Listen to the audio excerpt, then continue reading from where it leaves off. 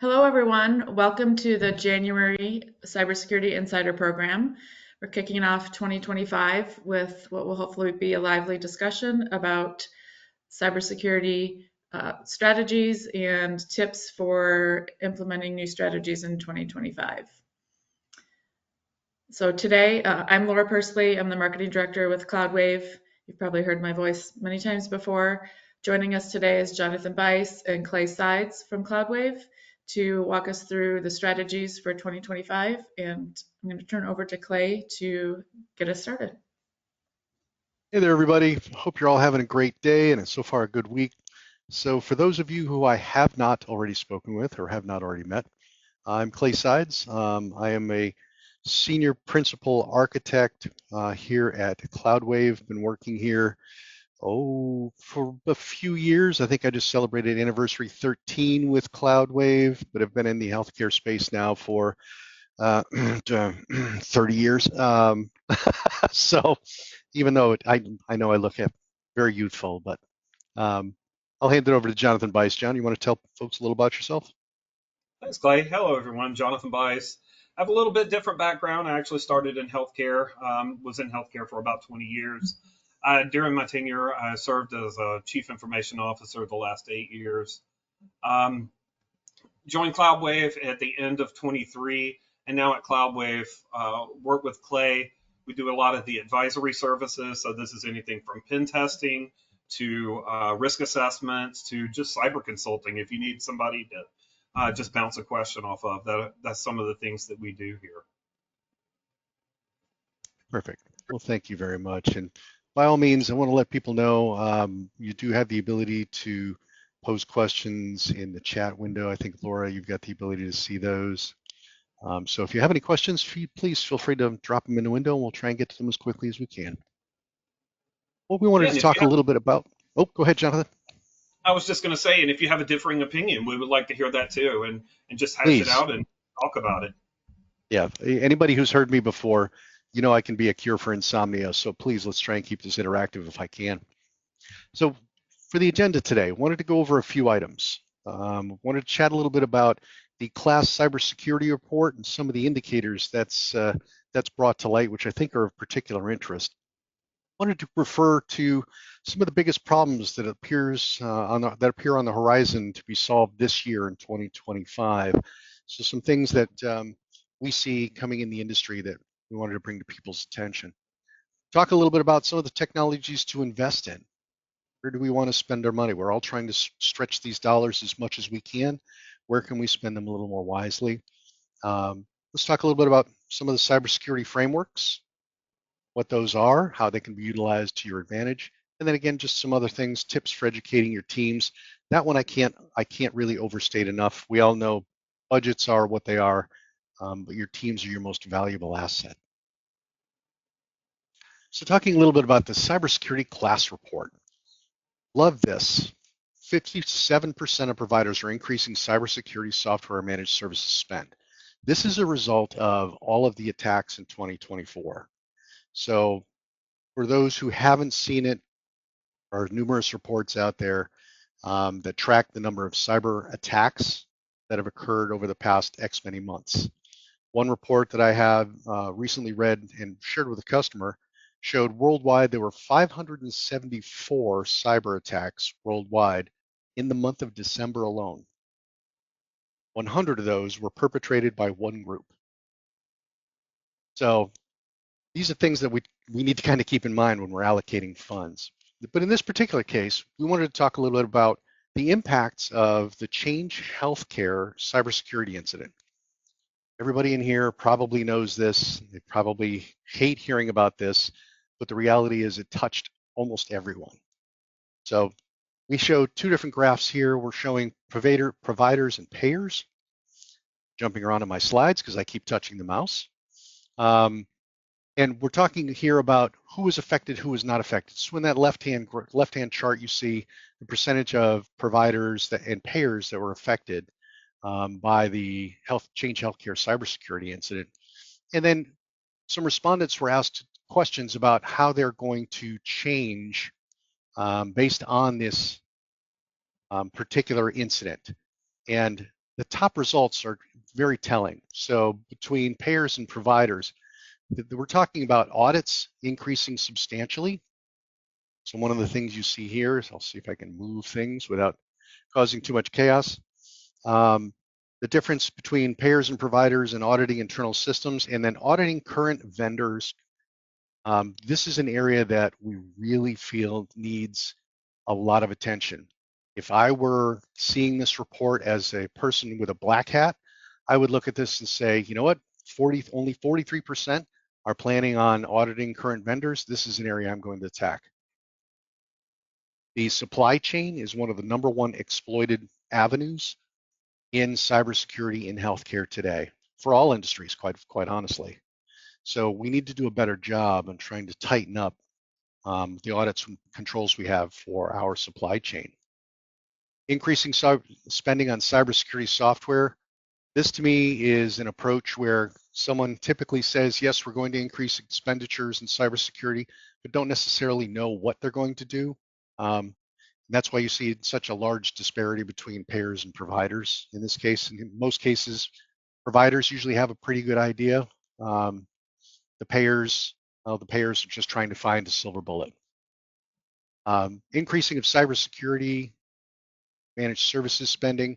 This is something that we're starting to see gain a little more momentum, right? Because one of the best ways to ramp up quickly in the cybersecurity world is to hire rather than grow, right? It's much easier to find an organization that can help you meet your needs and objectives much more quickly rather than trying to find individuals with enough cycles. I mean, face it, we are all up to our eyeballs. And I know in the hospital organizations, you guys are doing a terrific job trying to stretch your budgets as far and wide as you can. Trying to find additional resources in your organization that has time to A, get training, B, start executing on what they've learned is a challenge. And it's got a long runway, a long on-ramp, if you will.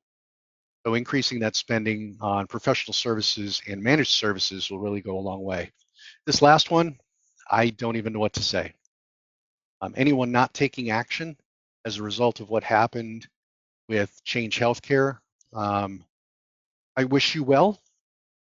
So let's hope that's no one on this call because, yeah, everyone needs to change.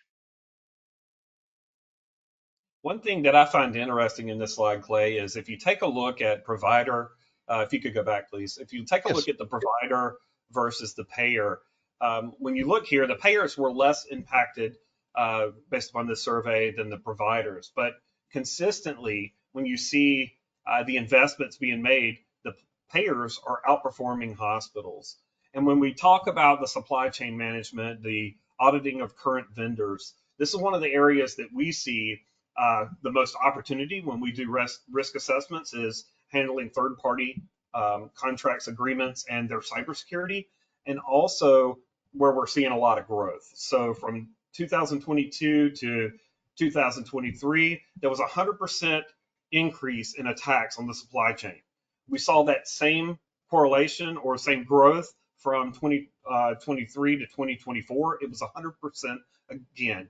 And we're expecting that to continue down that path of increased attacks against the supply chain. And why would they want to do that? Because of the impact. As we, as hospitals, increase security and we improve our ability to detect and respond, the way to have more impact is to attack at a larger level, to attack a supply chain that affects multiple hospitals. Things like we saw with Change Healthcare, where it's a lot more impactful and there's a lot more ability to get that ransom payment, whereas hospitals may not pay it. All good points. So talking a little bit about the cybersecurity trends in the IT KLAS spend report. The change here is, to me, it's very indicative of some differences of opinion.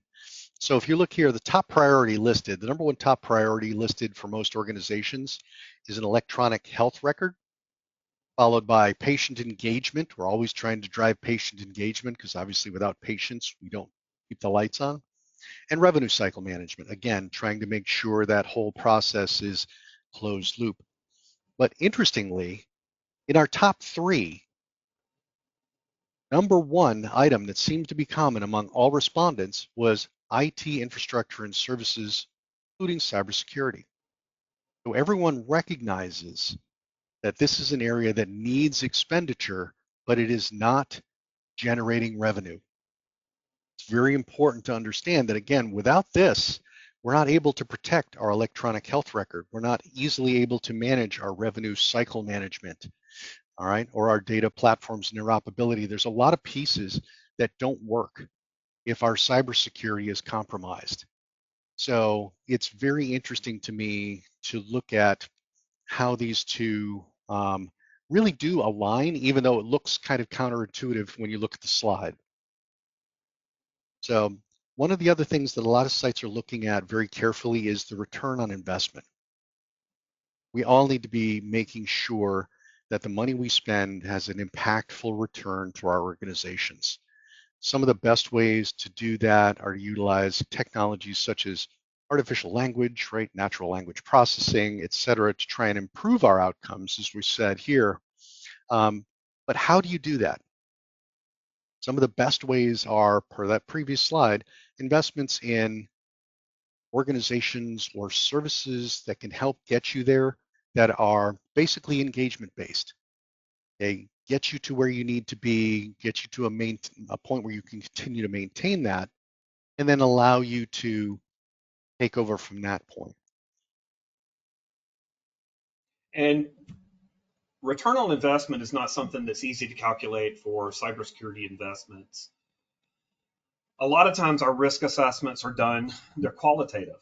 Putting a dollar figure and making them quantitative is time consuming, extremely difficult. So a lot of our risk assessments are based on qualitative rather than quantitative.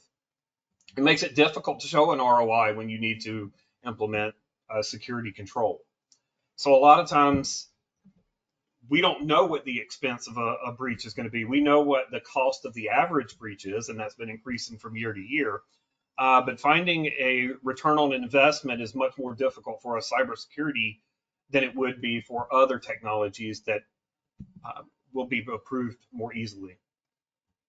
Right, and to go hand in hand with that, right, easing the integration. If you find a product that is easy to integrate with your existing environment, the chances are you're going to spend less time and fewer cycles actually getting that thing working and benefiting your organization, rather than trying to find something that is, I don't want to say it, but plug and play, if you will, that will help the organization be able to utilize its services more rapidly. Yeah, that's a great point, Clay, and that's something that we communicated and focused on in 2024 was creating that holistic environment where you can see from end to end and trying to eliminate some of those overlapping technologies. Because over time, what we found is in the beginning, we had different applications or systems that provided a specific control. And over time, these have matured, and now you have multiple programs, applications, or appliances that are overlapping. You may have an antivirus that does DLP, but you also have a firewall. And you don't need 3 or 4 different DLP solutions or some other solution. Now, antivirus, you may want multiple layers and defense in depth, and that's great. But when we talk about budgeting and trying to be very conservative with budget and make things efficient, that holistic approach and seeing from A to Z is really one of the areas we focused on in 2024. We think that's going to continue in 2025, but we also see some other shifts coming as well. Yeah, the convergence of some of these technologies is really starting to become very prevalent in the industry. So you may have to do some defensive work to identify where you have overlap with existing facilities, but how one will outpace the other or one offers additional services, and perhaps you'll have one that will either curtail its contract, it'll come to an end and you'll phase it out, or maybe there's another way to augment it that it can provide, like Jonathan said, maybe a little duplicity, if you will, where you've got some extra coverage that doesn't cost you a ton more. Let's talk a little bit about some of the technologies to invest in. So from our perspective, some of the things that we love to talk about are the SIM and the SOAR, right? For people who aren't familiar with those, you basically have the system incident event management and the security operations. Um, oh my God, my mind just went completely blank. Automated response. Automation response. Holy mackerel! You think I would have this tattooed by now? But these two items are really, really important in an organization. I know we've talked about this before to some extent, but to start talking about pairing these two things together is very, very powerful. What this does is it takes a look at a variety of different things going on in your organization via logs and logs dissemination or dissection, if you will, and looks for common patterns based on existing known threats. And it will then provide information and inputs that you can actually execute actions, automated actions in your environment to help try and mitigate risks. Some of these will be proactive, some of these will be reactive. The biggest thing that you can do for your organization right now is get one of these rolling in your environment, but more importantly, get it going with someone who knows healthcare and knows how to run these solutions. Yeah, and this really has to do with maturity, cybersecurity maturity. Now, we're going to talk about how you can evaluate your cybersecurity maturity a little bit later on, but that's really where things are going. And when we do our assessments and we go in and we look for continuous monitoring, especially when we do NIST 853 audits and we're looking at how are you continuously monitoring, how are you tracking events, we see SIMs in a lot of organizations, but we also see a lot of gaps, and we don't see that holistic approach. You may have a SIM for your antivirus, you may be hooking in your firewall, but do you have everything coming into your SIM so you can truly get that SOAR capability? And this is one of the areas we see it growing in 2025 is, all right, we're collecting the data. The data is great. We have a SOC or a SOAR operation, and this is all great. But are we truly getting a holistic picture? Are we truly collating events? Are we looking at behavior analytics and saying that this nurse has never logged in at 2 a.m.? She's logged in. She's went to a computer she's never logged into. Now she's sending emails at odd hours and getting that integrated, as Clay was saying on the previous slide, that integrated approach. And when we look at the SOAR capabilities, this isn't just sending to a SIM. This is the ability for that SOAR environment to connect into your API on your firewall, to connect into your switches, to connect into your antivirus, to isolate these devices, to go ahead and prevent what could be an event. And when it comes to ransomware, we definitely want to be as proactive as we can. We know that there's about a 14-minute window that we want to respond within. So the faster we can do that, the faster we can detect. And this goes back to maturity. We've got controls in place to protect, and we're protecting well.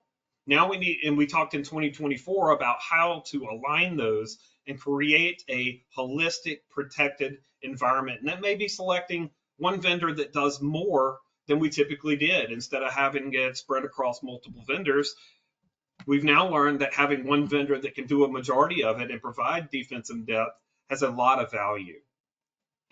But also the ability to integrate into those other systems and to go ahead and stop and prevent attacks as quickly as we identify those. And that goes hand in hand with the next bullet on this slide, right? The intrusion detection system. Intrusion detection systems are really the mainstay of what you're starting to see getting rolled out in organizations today. IPSs are coming to light more and more, but they're still kind of in the works or in development. So every vendor is bringing their own flavors to bear. But the IDS has the ability to actually feed from many cases these SIMs or SOARs to be able to do some damage control. This is typically all done through software in your environment. So you'll hear about CrowdStrike has one. There's a variety of vendors that have IDS, IPS type systems. But these are really important components that can be more readily triggered by events taking place in your SIM. through your SOAR. Playbooks, typically we refer to playbooks as automated responses. They can either be through applications like a SOAR or through scripting, or they can actually be playbooks that are essentially drills that you run with your staff that commits these things to muscle memory and turn them into automated responses. So they come to understand that when a particular event happens, these are the steps they need to take in order to try and contain or protect the organization and its data. Those really should become automated responses. And I How do think we you're going to do see a that? lot of Go ahead. I think you're going to see a lot of more of that built into the software, right? That automated Yeah. response. Yep. And when we talk about the maturity and we talk about the 2024 view of a holistic environment, we've got to shift some of that funding, because incident response and protection and security is not just around protecting and preventing. You also have to be able to detect. And lastly, you have to be able to respond. So a lot of the organizations, when we do security assessments and auditing, we see gaps in backup programs. That's why you're seeing cyber insurance focus more on, are you truly restoring the data? Have you tested these environments? Because we have to put as much focus on detection and response as we do in protection. And we focused on protection for a long time now. And the shift is quickly and has been moving to detection and response. And that's where the value and where you're going to see more of these IDS, IPS, you're going to see more of that SOAR capability. You're still going to see some talks about protection when you look at zero trust and new ways to improve the protection. But a lot of focus really is going to be in 2025 on detection and response. Yeah, and I don't want to discount that last piece that Jonathan mentioned. Having a patient-centric incident response is really key, right? Why are we all doing these jobs? It's to serve patients. So if our responses don't put their needs first and foremost, then we've failed to do what's right to keep people safe.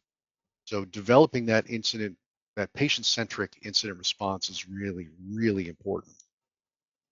Absolutely. And running tabletops to run through scenarios, because typically what we find is organizations, especially the IT department, ends up responsible for cybersecurity incident response. And it may be a part of the organization's DR plan. I know Joint Commission and DNV are now requiring that as part of the disaster recovery plan.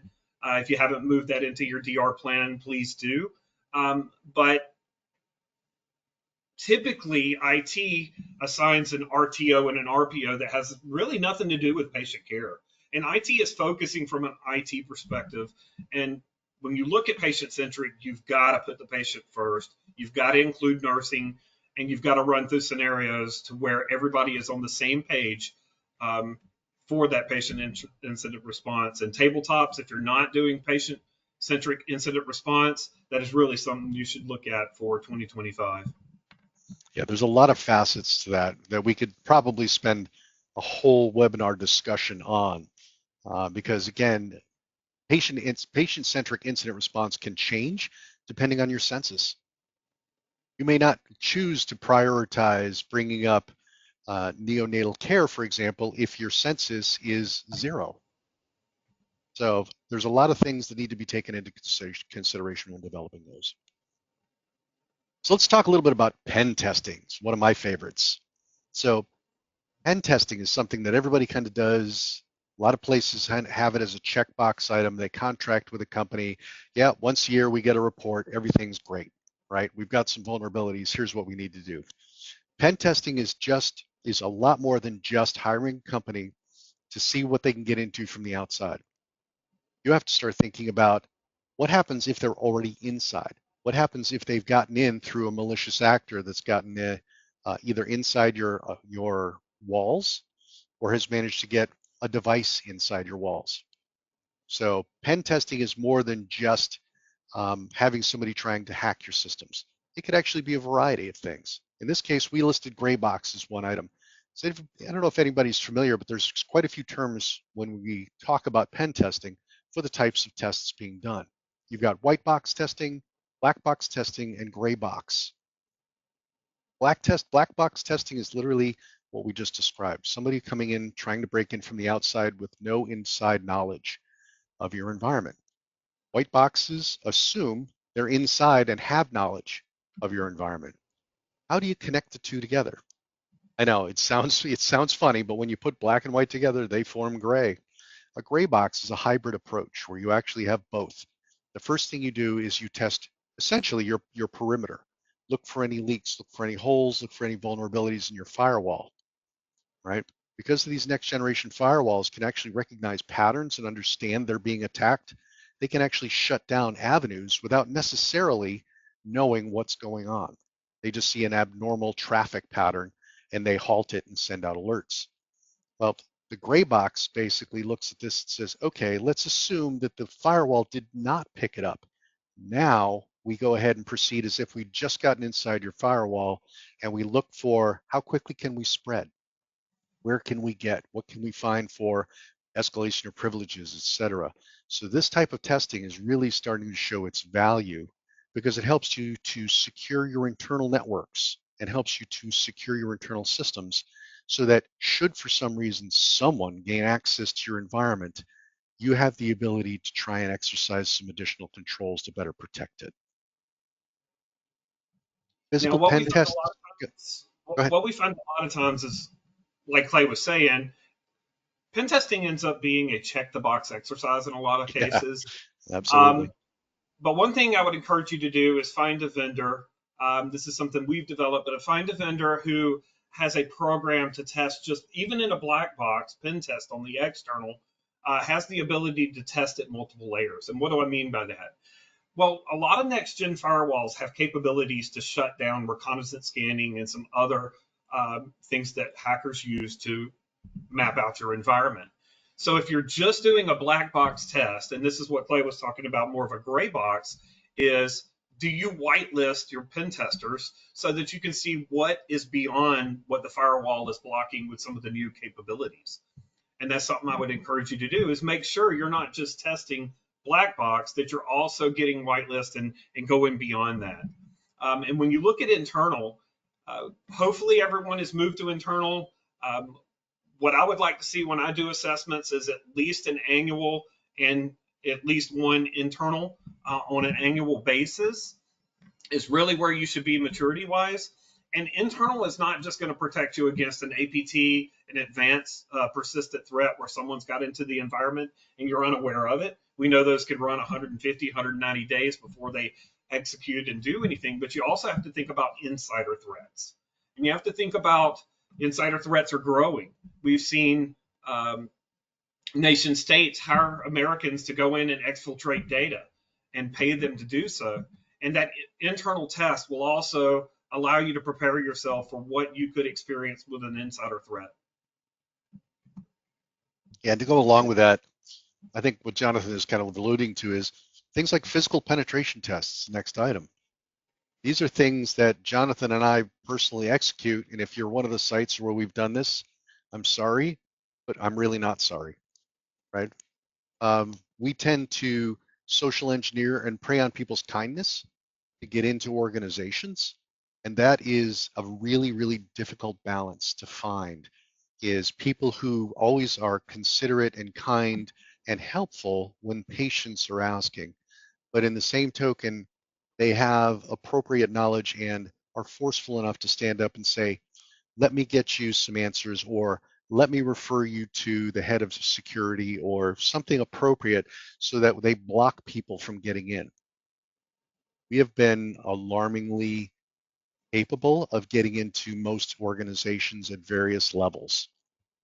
So I would encourage you to try and work to playfully test areas to see if you can gain access, if you can have an individual who may not be known to a particular area gain access without showing any credentials or saying anything that might indicate, yep, they work for your IT department, like, this is my name, this is my extension.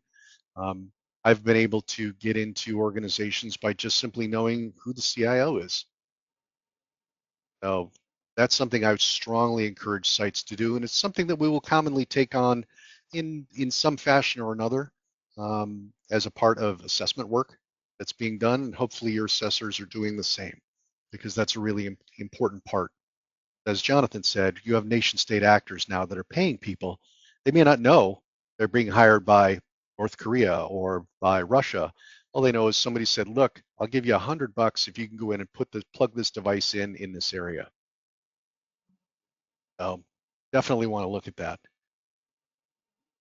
So let's talk a little bit about frameworks. Frameworks, as we talked, are really the mechanism you use to be able to elevate your cybersecurity chops, if you will. These are frameworks that are published by various organizations. So you've got NIST, for example, C2M2 is the Department of Energy. These are all guidelines that actually review various domains or disciplines, facets of your organization, and allow you to select what's appropriate for your organization's mission and size. So these can be, obviously, we all know HIPAA and the HIPAA risk assessment. That's something that we're obligated to do periodically. So that's every 1 to 2 years if you try and dig into it. But maybe the next idea is to try and elevate, to try and be better, right? So keep in mind, our adversaries, the people wearing black hats, are always training. This is their job, is to stay as far ahead as they can so that they can exploit things that we are unable to see. They're essentially in our blind spot. In order to try and thwart that, we have to continue to tighten up our ships proactively. The best way to do that is by improving our cybersecurity maturity. That's one of the reasons why you see at CloudWave, for example, if we're doing HIPAA risk assessments, we'll typically come in and do a C2M2-H, a HIPAA risk assessment that's based on C2M2 from the Department of Energy. C2M2 really refers to the cybersecurity capability and maturity model. This basically describes how mature your organization is in the cybersecurity field for today's climate. These are really important metrics for us to be able to understand and apply. Some of these seem arduous because we've got policies and procedures that need to be written, and we need to ensure that people are following them. But if we do this, we really do make it significantly harder for people to get into our organizations. Our goal at the end of the day is not to make our organizations impossible to get into, because that is quite honestly fantasy. It's to make them more difficult than another site so that they potentially overlook or go past us and go to a different organization. As horrible as that sounds, that's in many cases what we have to do, is try and provide an organization that is so robust in its security that it's just not worth the effort to get into. I always encourage my customers, or any customers who are talking with any sort of audit or assessment facility or capability organization, always be eyeing the next model. Your maturity can never rest. If you only plan on doing a HIPAA risk assessment, you are already behind. You need to be building your capabilities. Practice your getting up to a C2M2. Maybe hire someone to see, I want to get up to NIST 853. What would it take to get us there? And take a deep look at that, because you always need to know where you're going, not just where you are, because everyone's continuing to move down the road. Improving your cybersecurity framework is also something that, as this last bullet will show you, can actually be used to reduce your cyber insurance rates. So Jonathan and I have both been to quite a few sites and have had several in recent memory actually tell us about discounts of their cyber insurance rates. One actually was mentioning 5-digit decreases in their cyber insurance rates, which they were very happy with, but they also had a very mature program. But again, they weren't resting on their laurels. They were eyeing their next level of maturity and where they're going. So as a result, this is something that is seen, it's pervasive throughout the organization, and it comes through when you're being reviewed for cyber insurance. So as we're doing risk assessments, you may be thinking, well, we do HIPAA. And that's what we find at a lot of organizations that we're doing risk assessments for.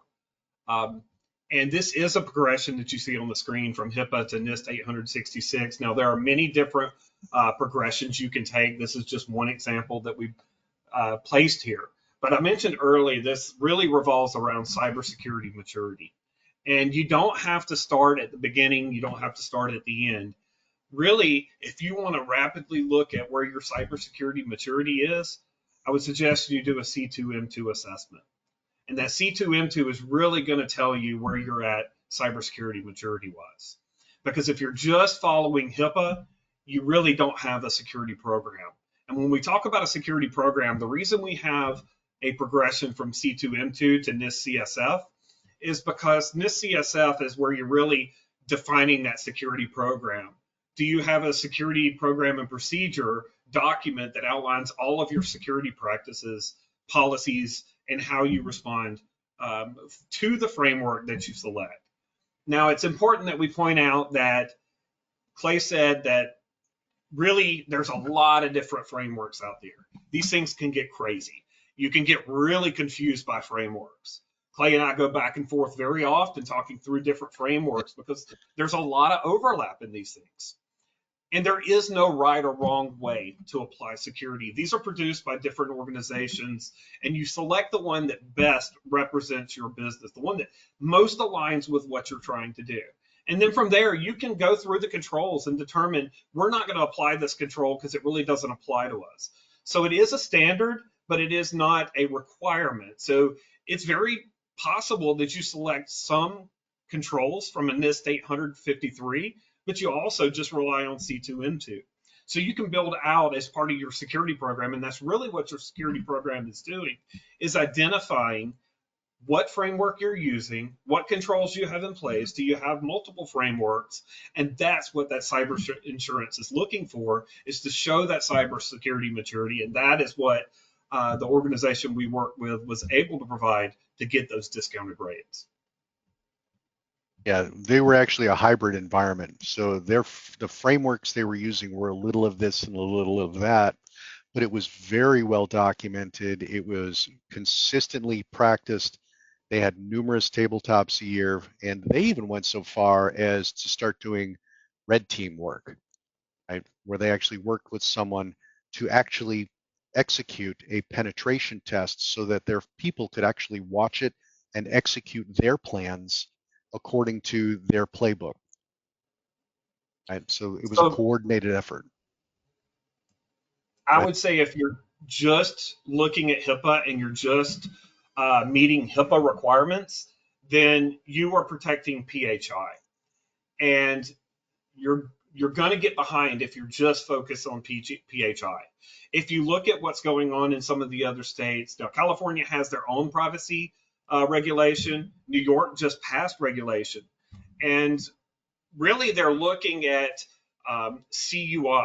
And I'm going to mess this one up, Clay. You're going to have to remind me, but it's essentially non-classified information. It's information your organization holds that is critical to your operation or proprietary to your operation that could cause harm if it was to be exposed outside of your environment. So that means PHI, PII, and even some of your corporate documents like your LLC, some of the stuff that may not be published could be considered CUI. So when you look at the maturity and the need to go to an additional framework, you're going to need to be looking at expanding beyond PHI. The New York regulation, while it doesn't apply to possibly to most people on this call, they are requiring 7 years of log retention for all cybersecurity events and what is happening with data to include PHI and PII.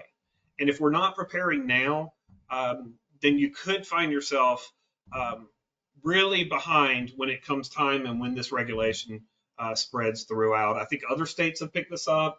I believe maybe Virginia is looking at it, but there are other states that are already looking at this regulation that New York passed. They are kind of our example, and we do expect that to spread very rapidly. Yeah, controlled unclassified information, or CUI, is a term that you'll actually see frequently in the government, and they are starting to push this out through the Medicare and Medicaid system. So you will start to see this. Matter of time. At this point, your best defense is to, as Jonathan said, start to employ a framework and employ techniques to manage your data and understand whether this is patient-sensitive data or organizationally sensitive data, and handle them all with the same level of care and protection.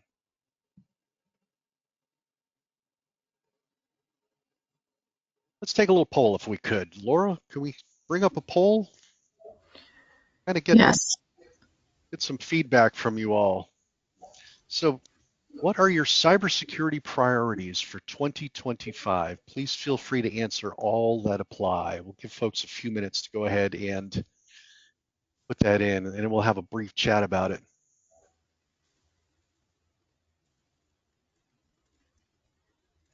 Okay, the answers are coming in. Remember, you can choose more than one. You probably have more than one Yeah. priority.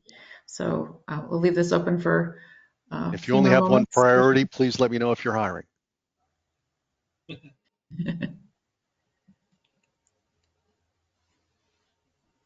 Things look like they've leveled off a little bit. Yep, we'll leave it open for just another moment if you want to place your Yep. last answers Place in your there. bets. All right, I'm going to go ahead and close the poll and share the results. Can you see those, Clay, or do you want me to read out the results? No, I can go ahead and see them. So it looks like out of this, staff training is the largest. I love seeing that. 75% of you have responded that staff training is a priority. I can't applaud you enough. Any measures you can take to train staff are measures well spent. We have some ideas and some things that we can help with. If we're engaged with you, love to be able to chat with you about it. But again, that's very, very important to your future cyber health and cyber hygiene. 63% investing in technology, monitoring, detection, and AI. Again, you've heard us say it already on this webinar. Employing these things allow you to put the results or the fruits of the labor of very smart people to work for you without necessarily having to know how to run them, or perhaps you're hiring organizations to run them for you. Definitely want to do this because again, you're out, out for the fight of your life at this point, because we have organizations literally that are out there to try and make money from your data, and they don't care who they harm in the process. Revamping pen tests and tabletops. Love to see that. That is by far the fastest way to start spreading knowledge in your organization. When people see the results of this, it's really eye-opening for us, because Jonathan and I will run tabletops, for example. If you've got other organizations that run them, that's terrific. But the actual benefits you gain from this can be seen in the organization because it really starts to become pervasive. People understand what's taking place when we're running these tabletops and how important it is that they be plugged in. We've actually ran one tabletop at an organization and had someone from, I believe it was maintenance, actually bring up an idea that was very, very valuable and credible to the event we were running. So it kind of helped make them aware that they really played an important role as well. This isn't just for the IT folks. The next item it looks like is meeting a cyber-specific framework. Great, 38% of you are looking to try and do that. Can't encourage enough of you to try and get that done. These things really do help provide a roadmap. If you're not sure where to go or how to get there, these things really do help provide guidance, and organizations can help you get these implemented or even help you decide where you should start. That's the biggest question we run into with organizations that are really coming out of the blocks saying, we know we need to do this, but we don't know where to start. Start with anything at this point. Start with a HIPAA risk assessment. We start, us personally, we start with a C2M2, engage their current maturity, and then identify a plan forward. In some cases, we actually will work to help develop remediation plans to get them from point A to point B. And it's based on the objectives of the organization as well as obviously the budget. And then other 13%. Interesting. So in our opinion, just a time check, Clay. We have about 15 minutes left. Just want to geez, throw that I'm out there sorry. as we're We'll going get this through. thing pulled together. So in our opinion, some of the biggest cybersecurity problems to solve in 2025, technology, right? Having 24/7 monitoring and detection is an absolute essential. If you don't have that, you are already in trouble. Most sites are starting to get down that road if they don't already have it. They're enhancing their capabilities or talking to sites now. Absolutely, please do that. I also strongly encourage you to take a holistic approach across all of your applications and network. Don't just focus on your core HCIS, for example, or just on your network. You have to look at everything really to be able to accurately gauge what needs to happen. This is where SIMs and SOARs really become effective because it allows you to just ingest all the logs from all of these devices and identify patterns. Again, 24/7 monitoring that can alert people when it detects a strange trend. But most importantly, consider the impact to your patient. Whatever you put in cannot have a negative impact on our patients, right? We want patients to trust us. We want patients to come to us over other facilities because they trust us. And that's absolutely a mantra that we have to carry 24/7. Next item is regulations, right? Being able to tackle these regulations. Look, they're all going to start happening.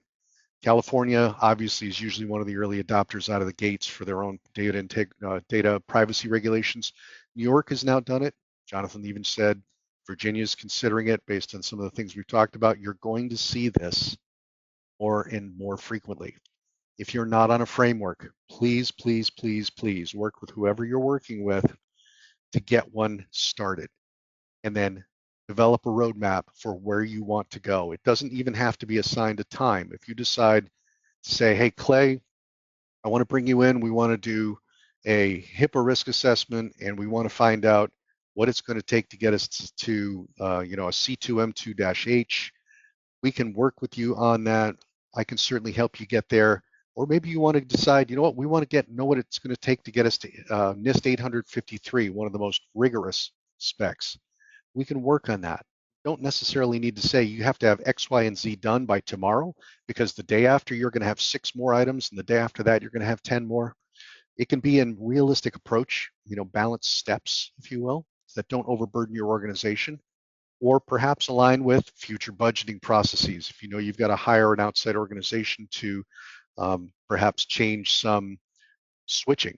I've got a site that we're working with has got old switches that aren't even layer 3, so they're unmanaged even. You've got to get some of that remediated. We can work to integrate some of that into this plan so it's not burdensome on the organization, but at least it points you in a direction so you can start to make decisions based on that direction. Services. Mix up your vendors, please. I know I would love to say come to Cloudwave for everything, and I would, if you want to do that, I'm all for it. But by all means, feel free to mix up your testing and risk assessments. We can keep each other honest very effectively. I do actually have one customer that Jonathan and I just recently started working with. They actually hire 2 companies every year, and they compare the results because they want differing opinions so that they can actually gauge from what they're seeing what the real baseline is. Try maturity modeling. Maturity modeling is actually, if you've never done it, it's very, very eye-opening because it allows you to determine, are we really doing everything we should be in order to maintain proper cybersecurity hygiene? So those are a lot of fun when we do them, and usually the results are eye-opening for everyone. Last item is the status quo is not effective at stopping advancing attacks. Again, our adversaries are learning every single day. Anybody who's been watching the news, did you We must have all seen the attack on the phone infrastructure in the US. The ramifications of that are, if you haven't read into them, are amazing. They actually had the ability to listen in to conversations across encrypted equipment because it was traversing a secured network where it was unencrypted. That includes everything from the president to your cell phone conversations. So you don't think that these nation state actors are playing for keeps, think again. Jonathan, you Clay, had I know anything this. on that? No, I was going to say, I know this next slide's pretty busy, and I know we're running short on time. So really, this is to be a progression for different frameworks. And just based upon our time, we're not going to be able to go over this in detail. But if you'd like to talk about this more, if you'd like to get Clay and I just on a call, I know when I was in a hospital, my day was usually pretty busy from 8 in the morning until sometimes 8, 9, 10 o'clock at night. So the ability to get out and research some of these frameworks, it's time consuming. And if you want to know more about the frameworks or talk more with us about a progression or how things could go, reach out to Laura. We'll be glad to schedule a meeting with you and talk through some of these, explain them, things that we've researched and learned to hopefully save you some time. So we'll be glad to do that. On the next slide, Absolutely. I was really encouraged to see that staff training was the #1 response on where you're going to be investing. And you're really Yeah. going to want to look at, I'm sorry, Clay. No, I agree with you 100%. You're going to want to take advantage of free education. And I grabbed this slide because that first bullet there, make it personable. This is something that I learned when I was in the CIO role, the security officer. I was there for quite some time, about 14 years doing the security. And what I learned is if you're going with the annual trainings and you're giving 2 and 3 hour trainings through some of the large vendors that we all used, you're probably not getting the response you want. The cybersecurity training is seen more as a burden, and it kind of gets joked about. I don't like doing some of the cybersecurity training myself, but I found that if you can make it personable, you tend to get better responses. So short, frequent, personable. And I'm not saying go out online and find some RSS feed and drop that into an email, because what happens is, my experience, it gets deleted. But if you can talk about things like why employees should lock their credit, or why they shouldn't swipe or click the X out of an application, how their bank information could get stolen by doing that. If you talk about why they shouldn't use the same password in Facebook as they do for their bank account, then that really resonates. And I had a lot of people come to me and say they really appreciated that approach. So my suggestion, something I learned is, for me it worked, that if you can make it personable, and then it will carry over into securing the organization. Staff really got to where they were looking for those emails. They weren't seeing it as training. And then Clay, I know you've had some opportunities for lunch and learns. We went to a site Love and them. they talked about some of the stuff they were doing. Yeah, absolutely love them. Lunch and learns don't even necessarily have to be lunch, right? We actually had an organization that came up with a fantastic idea. They had a coffee truck parked out front, and people literally were asked, if you can answer a single question and get it correct, you'll get a free coffee. And it was brilliant because on the cup even had additional questions they could quiz themselves on. So it was almost like, Trivial Pursuit night. People were roaming through the hallways talking about these questions on their cups. It was amazing to see, and it took minutes.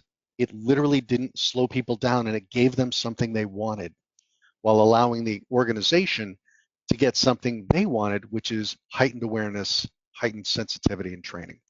So those were really, really fantastic. Other places, little things like introductions over lunch to personal password managers, right? And again, dovetailing into what Jonathan said, how to protect your bank accounts. Look, no one wants to remember 27 million different passwords. No one wants to understand, who's not from an IT role anyway, what multi-factor authentication is.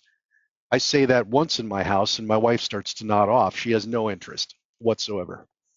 But if you show them what a password management application can do, in many cases, almost all of these now require multiple factors. They require a facial recognition, a thumbprint, and a PIN. They require multiple items for users to be able to access them to help protect their own data, but it's easy for them to use. They don't understand what MFA is. They don't need to. All they know is they remember one strong password, and it will now retain the information they need for their bank account, for their ATM, for their car app, for all of the things in their life that they're struggling to remember passwords for. And that now starts to become pervasive throughout your organization because now they think about that as they're creating these passwords, as they're doing these things. It starts to really spread. It's a lot of fun.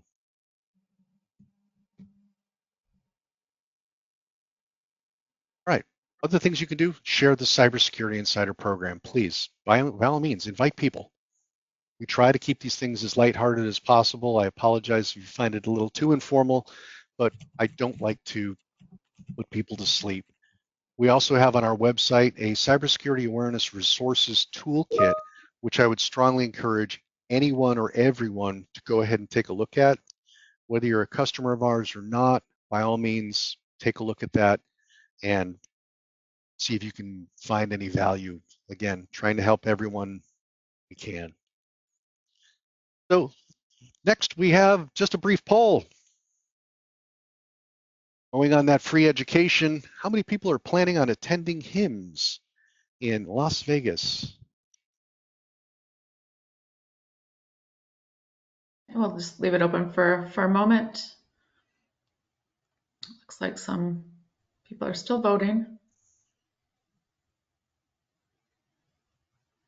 All right, I'm going to go ahead and end the poll. And it looks like the majority are not planning to attend, and some are still deciding. So that's...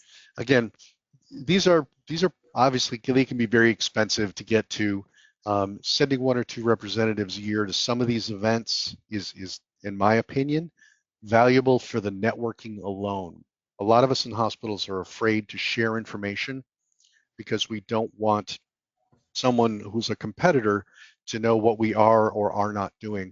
Having the ability to cross-pollinate, you have the ability to understand what other organizations may be doing and identify whether or not you're on par with your peers or not. It can be very valuable. And just a couple notes about what we will be doing at HIMSS in case you do decide to go, or if there's others in your organization that are attending. We will be doing some fun interactive things in our booth. We're going to have an incident response card game that Jonathan and Clay will be running and walking you through how to do kind of a tabletop in real time there. So that's going to be a lot of fun. And if you do attend, or anyone from your organization, we invite you to our cocktail reception that will be on Tuesday, March 3rd. And lastly, if you want to attend, but it's a cost barrier, we do have some passes that we can allocate, a limited number. So please reach out to me if you're considering going and need some assistance there. We'd love to meet you in person. Please, be great. And just a couple notes about upcoming activities for the Cybersecurity Insider program. Hopefully everyone's aware that we're moving from monthly live webinars to quarterly. And in its place, we're trying to introduce some different ways to interact with each other and different ways to get you information. And one of those ways is to hold small group peer group meetings. The next one will be on February 27th. And invitations will be going out next week for those that can attend live in person and that want to interact with your peers. We'll be expanding on some of the topics that we've discussed today. So if you're interested in attending that, shoot me a note in the chat or the questions, and or just reach out and let me know. And I'll be sending out some emails starting next week.